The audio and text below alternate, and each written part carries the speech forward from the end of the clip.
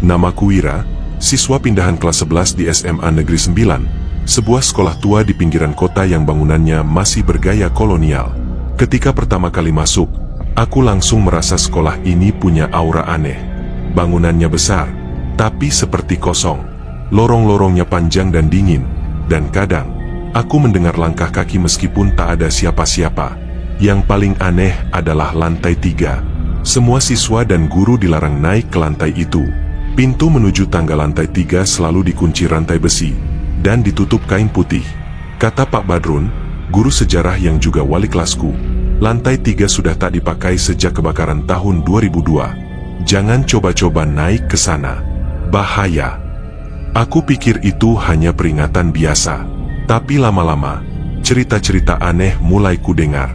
Temanku, Jaka, bilang kalau ada suara bel berbunyi dari atas, padahal waktu itu hari Minggu dan sekolah kosong. Ada juga desas-desus soal kelas kosong yang tak terdaftar, tapi kadang lampunya menyala sendiri saat malam. Ada kelas 12F, tapi di absen gak pernah ada namanya, kata Jaka saat kami duduk di kantin. 12F? Bukannya cuma sampai 12C? Nah, itu dia. Tapi beberapa orang ngaku pernah lihat papan nama kelasnya di lantai 3. Sejak itu, aku makin penasaran. Apalagi setelah aku menemukan sesuatu yang seharusnya tak ada. Sebuah buku absensi tua yang terselip di laci meja perpustakaan. Buku itu penuh debu, dan tertulis, kelas 12F, tahun ajaran 2001-2002. Halaman-halaman di dalamnya dipenuhi nama-nama siswa, semuanya ditandatangani. Tapi yang bikin merinding, di samping setiap nama, ada cap merah berbentuk silang, dan tulisan kecil, tidak selamat. Jantungku berdetak kencang. Aku menutup buku itu dan menyimpannya di tas. Aku ingin tahu lebih banyak, dan untuk itu, aku harus ke lantai 3. Malam itu, aku tak bisa tidur.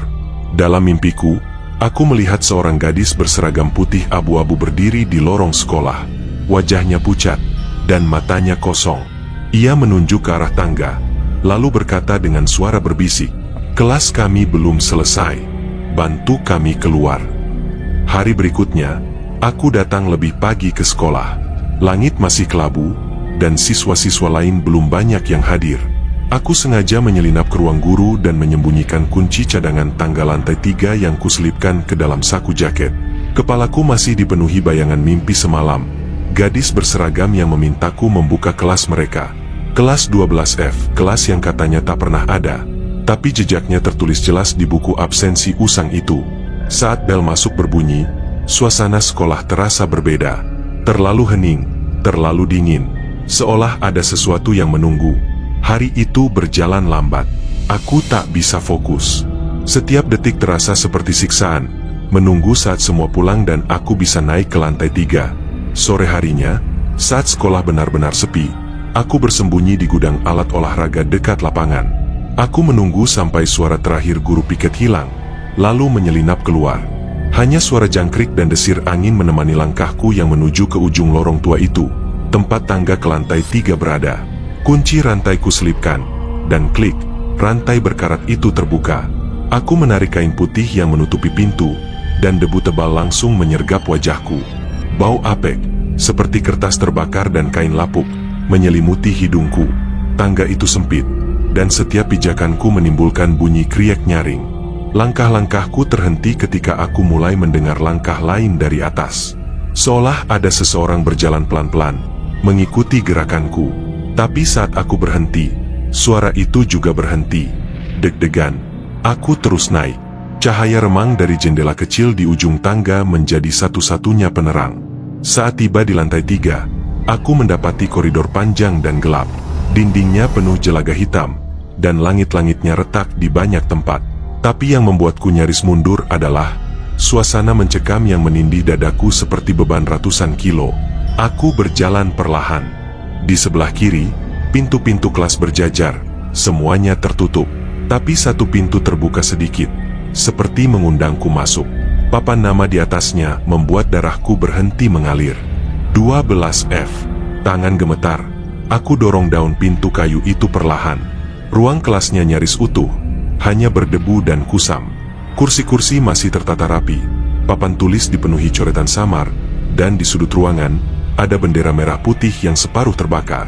Aku melangkah masuk, dan pintunya menutup sendiri di belakangku. Aku langsung berbalik dan menarik gagangnya. Terkunci. Aku mulai panik, tapi sebelum sempat berpikir, suara derap kaki terdengar dari langit-langit. Cepat, seperti ada yang berlari-lari di atas. Langkah-langkah itu makin lama makin keras, sampai aku bisa merasakan debu jatuh dari atas. Tiba-tiba, papan tulis di depanku memudar dan muncul tulisan dengan sendirinya. Kami masih di sini. Kami belum dipulangkan. Bantu kami. Jantungku nyaris copot. Tulisan itu tampak seperti darah, mengalir dari ujung kapur. Aku mundur perlahan, mataku menyapu seisi kelas. Dan saat itulah aku menyadari bahwa kursi-kursi yang kosong kini terisi oleh bayangan siswa berseragam putih abu-abu. Mereka duduk membelakangiku. Wajah mereka tidak terlihat. Suasana seperti ruang kelas biasa, kecuali keheningan dan hawa dingin yang menggigit kulitku. Satu demi satu mereka menoleh, dan aku bisa melihat mata kosong mereka. Hitam, kosong, tanpa cahaya. Wajah-wajah pucat dan penuh luka. Dan di tengah mereka, berdiri seorang gadis yang muncul dalam mimpiku. Rambut panjang, seragam lusuh, wajah pucat. Ia berjalan pelan ke arahku, lalu mengangkat tangan. Di tangannya tergenggam buku absensi yang sama dengan yang kutemukan. "Kamu bisa bantu kami keluar," bisiknya. "Tapi kamu harus ikut ke tempat kami dibakar." Aku mundur, berusaha membuka pintu. Tapi saat itulah, langkah-langkah di atas plafon kembali terdengar. Lebih cepat, lebih berat. Tiba-tiba, langit-langit runtuh sebagian, dan sosok hitam besar jatuh dari atas. Sosok tanpa wajah, penuh luka bakar, menggeram dan menyeret rantai besi. Bayangan-bayangan siswa menghilang serentak. Gadis itu berteriak, "Pergi! Dia datang!" Aku menendang pintu. Kali ini terbuka. Aku lari secepat mungkin menuruni tangga.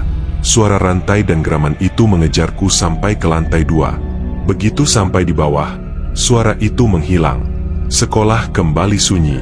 Napas terengah, aku tak menyadari bahwa buku absensi tua itu kini ada di tanganku lagi. Padahal tadi diambil gadis itu. Halaman terakhirnya kini terbuka sendiri. Tertulis, "Wira Adityo masuk. Belum keluar." Aku jatuh terduduk. Dan dari balik lorong gelap, terdengar suara bel sekolah berbunyi. Pelan, bergetar, tak seperti biasanya. Tapi hari itu bukan hari sekolah. Dan jam menunjukkan pukul 3 pagi. Aku bolos sekolah hari itu. Semalam terlalu nyata untuk sekadar mimpi buruk. Buku absensi yang entah bagaimana kembali ke tanganku. Suara bel sekolah yang berbunyi pukul 3 pagi. Dan kehadiran gadis berwajah pucat serta sosok hitam yang menyeret rantai. Semuanya terus membekas dalam pikiranku. Aku berusaha mengabaikannya. Tapi halaman terakhir buku itu terus menghantuiku. "Wira Adityo masuk. Belum keluar." Apa maksudnya? Apakah aku sekarang juga bagian dari mereka? Aku menggigil saat membayangkannya. Sorenya, aku memberanikan diri kembali ke sekolah. Tapi bukan untuk masuk, melainkan untuk bertemu seseorang yang mungkin bisa menjelaskan semuanya. Pak Badrun, guru sejarah sekaligus wali kelasku. Orang tua yang pendiam, tapi sering bicara soal masa lalu sekolah ini. Kutarik napas panjang sebelum mengetuk pintu rumahnya yang terletak tak jauh dari kompleks sekolah. Tak lama, ia membukakan pintu, terkejut melihatku berdiri di depan. "Wira, tumben, ada apa malam-malam begini?"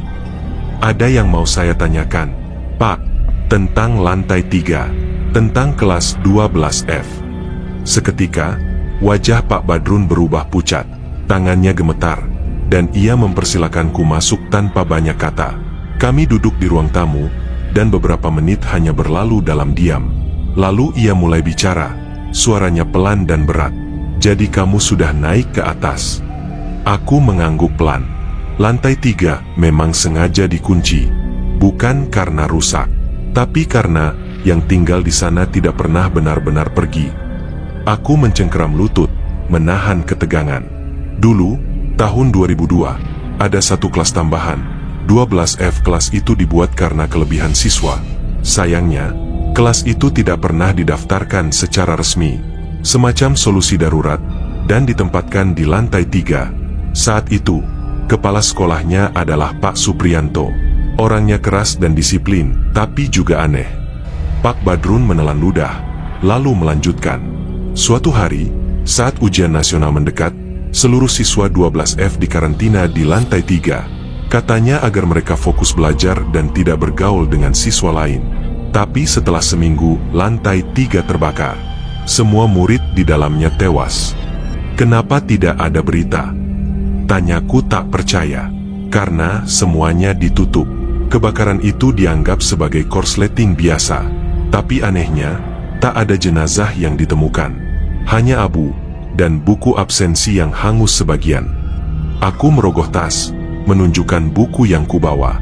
Wajah Pak Badrun langsung pucat pasi. Tangannya gemetar saat menyentuh sampulnya.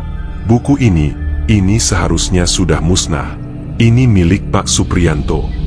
Aku menatapnya dengan kaget. Setelah kejadian itu, Pak Supriyanto menghilang. Tidak pernah ditemukan. Tapi beberapa guru lama bilang, mereka masih melihat sosoknya mondar-mandir di lantai 3, terutama saat malam menjelang. Seragam dinasnya hangus sebagian, wajahnya tak jelas dan selalu membawa rantai panjang. Aku tercekat. Dia yang menyeret rantai itu. Tanyaku, suara hampir tak terdengar. Pak Badrun mengangguk perlahan. Dia penjaga gerbang kematian itu sekarang. Menjaga agar tak ada satupun siswa dari 12F keluar. Aku merinding. Kata-kata gadis dalam mimpiku terngiang kembali. Kelas kami belum selesai. Bantu kami keluar. Apa mereka benar-benar terjebak di sana? Tanyaku putus asa. Pak Badrun menatapku dalam-dalam. Rohnya ya. Mereka tidak pernah diantar ke tempat peristirahatan terakhir. Tidak ada doa, tidak ada pemakaman.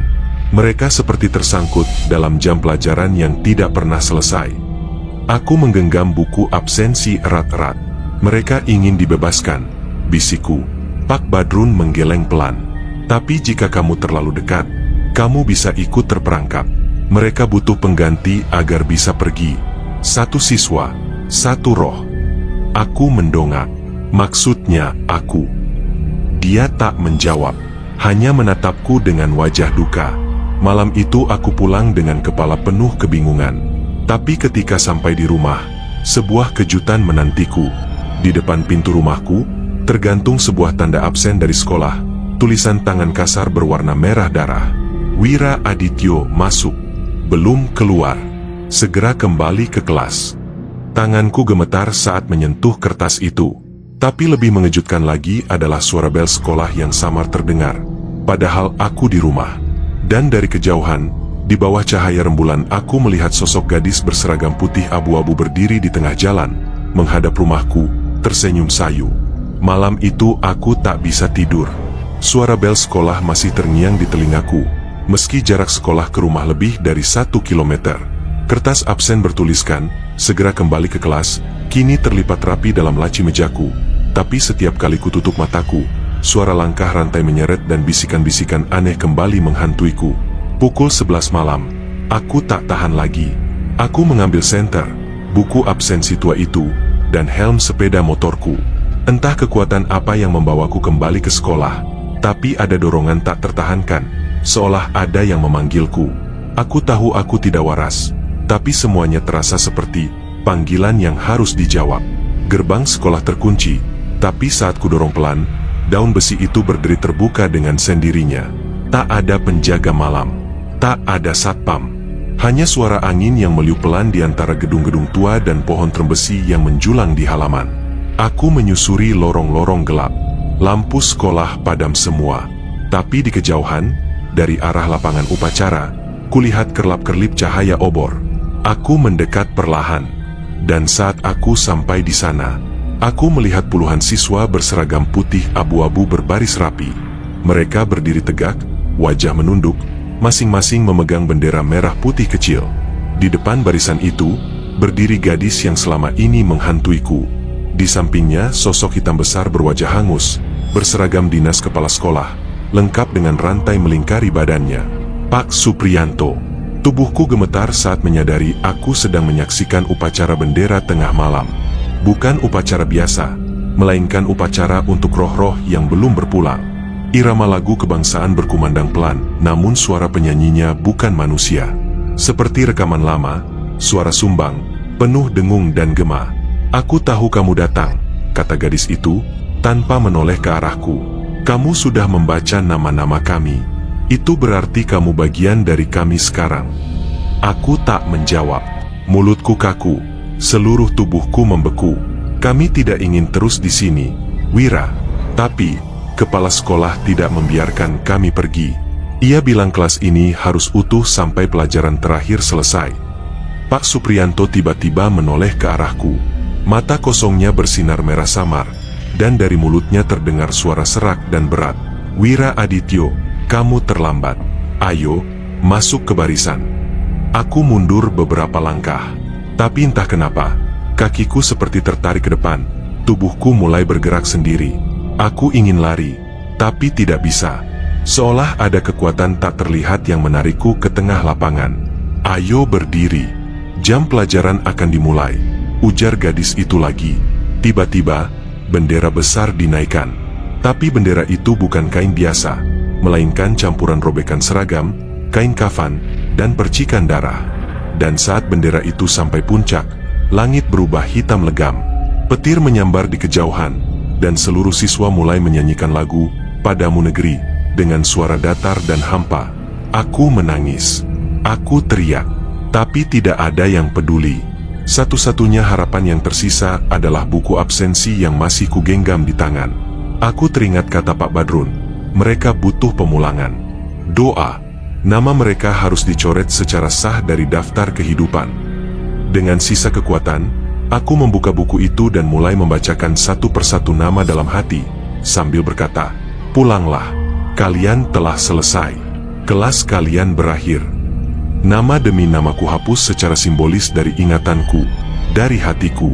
Dan tiba-tiba satu persatu siswa mulai menghilang. Seperti abu ditiup angin. Gadis itu menatapku dengan mata berkaca-kaca. "Terima kasih." Tapi belum semua bisa pergi. Suara rantai tiba-tiba bergemuruh keras. Pak Supriyanto berteriak keras, lalu melesat ke arahku. Tapi saat itu juga, cahaya terang membutakan mataku. Aku terbangun di ruang UKS. Hari sudah pagi. Seorang guru berdiri di sampingku. "Kamu ditemukan pingsan di lapangan, Wira. Apa yang kamu lakukan semalam?" Aku menatap sekeliling. Lapangan kosong. Tak ada tanda-tanda upacara. Tapi di tanganku, masih tergenggam erat buku absensi itu, dan halaman terakhirnya kini berubah. "Wira Adityo, keluar. Bebas." Dan di bawahnya, ada catatan kecil, tulis tangan.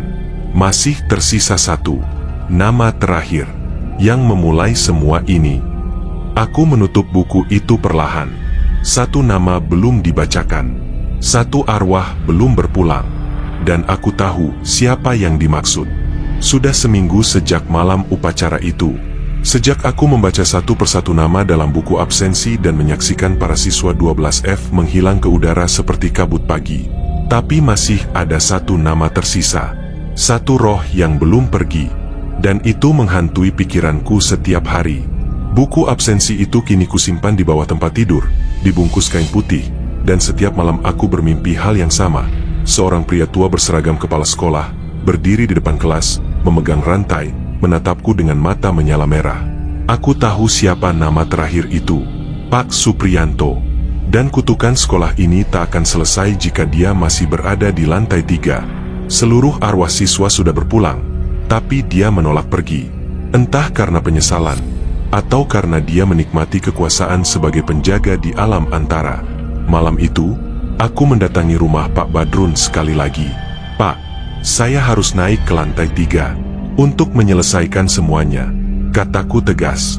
Pak Badrun menatapku lama, lalu menyerahkan sesuatu, kunci tua berkarat. "Ini kunci asli ruang 12F. Setelah kebakaran, semua akses dikunci. Tapi kalau kamu yakin, bawalah ini. Dan satu lagi, jangan bicara, jangan menjawab, kecuali kamu dipanggil dengan namamu 3 kali." Aku menggenggam kunci itu, lalu kembali ke sekolah malam-malam. Kali ini tanpa rasa takut, tapi dengan niat yang bulat, mengakhiri semuanya. Lorong menuju lantai 3 dipenuhi debu dan sarang laba-laba. Tangga berderit setiap kali kupijak. Tapi saat aku menyentuhkan kunci ke pintu besi berkarat itu, terdengar suara menggaung bel sekolah berdentang 3 kali. Aku membuka pintu. Ruang kelas itu kini sudah seperti dunia lain. Dinding hangus, papan tulis retak, dan meja-meja murid berserakan. Tapi semuanya kembali pada posisinya sendiri saat aku melangkah masuk, seolah kelas itu menyadari kehadiranku. Di depan kelas berdiri Pak Supriyanto. Wajahnya setengah terbakar, bola matanya lenyap, hanya rongga hitam menganga. Rantai melilit tubuhnya, dan dari mulutnya keluar suara berat. "Wira Adityo, duduk." Aku menuruti, duduk di kursi paling depan. Tangan gemetar, jantung nyaris berhenti. "Pelajaran terakhir tanggung jawab," katanya pelan. Ia mengangkat buku absensi itu, membukanya perlahan, lalu menunjukkan halaman terakhir. Di sana, nama-nama siswa sudah dicoret. Tinggal satu yang tersisa, namanya sendiri. "Aku tidak bisa mencoretnya," katanya. "Hanya seseorang yang masih hidup yang bisa." Tanganku bergetar saat meraih pena yang muncul di atas meja. Tapi saat ujung pena menyentuh kertas, ia berteriak, "Tunggu! Siapa yang memberimu hak mencoretku?" Suasana kelas bergetar. Dinding bergetar hebat. Cahaya padam. Lalu muncul bayangan para murid 12F, berdiri di belakangku. "Biar aku yang selesaikan ini," ujar suara lembut gadis itu. Dia melangkah maju, mengambil pena dari tanganku, dan menulis satu kata di bawah nama Pak Supriyanto, "Selesai." Dan tiba-tiba, api menyala di seluruh ruangan. Tapi tidak panas, justru hangat. Rantai-rantai meluruh dari tubuh Pak Supriyanto. Ia berlutut, menangis tanpa suara. Lalu tubuhnya perlahan menjadi kabut keemasan dan lenyap. Kelas 12F kembali menjadi ruang kosong. Meja dan kursi hangus. Tidak ada siapa-siapa lagi. Aku berjalan keluar perlahan. Di ujung tangga, Pak Badrun sudah menunggu. "Sudah selesai, Wira. Kamu berhasil." "Tidak, Pak. Saya cuma bantu mereka pulang." Kami berjalan turun. Tapi saat aku menoleh ke belakang sekali lagi, kulihat plakat baru di dinding luar kelas itu. Tidak ada sebelumnya. Ruang 12F untuk mereka yang tak pernah kembali, dan akhirnya bisa pulang. Sejak malam itu, lantai 3 dibuka kembali. Kini dijadikan ruang doa dan memorial kecil untuk mengenang mereka yang hilang. Tidak ada lagi suara rantai. Tidak ada lagi buku absensi misterius. Tapi satu hal aneh terjadi. Beberapa minggu setelah semuanya tenang, aku menerima sebuah surat tanpa nama pengirim. Di dalamnya hanya secari kertas berbau asap. "Terima kasih telah menyelesaikan kelas kami. Tapi ingat, sekolah ini akan terus mencetak siswa, dan beberapa tidak akan pernah lulus." Aku menatap surat itu dengan jantung berdebar. Apakah kutukan itu benar-benar berakhir? Atau hanya beristirahat sementara?